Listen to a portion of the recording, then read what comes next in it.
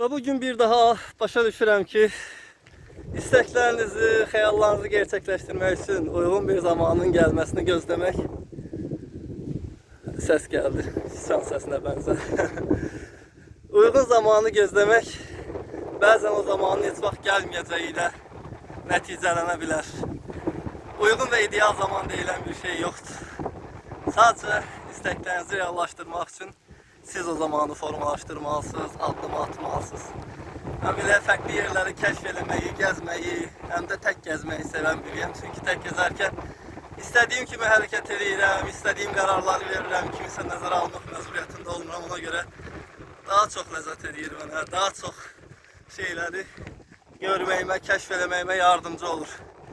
Ve bu isteğim için uygun bir zamanın gelmesini gözlesem belki de hiçbir zaman bu baş verməyəcəkdi. Mən də addım atmağı seçirəm və həqiqətən də öz isteklərimi, xəyallarımı, arzularımı reallaşdırıram.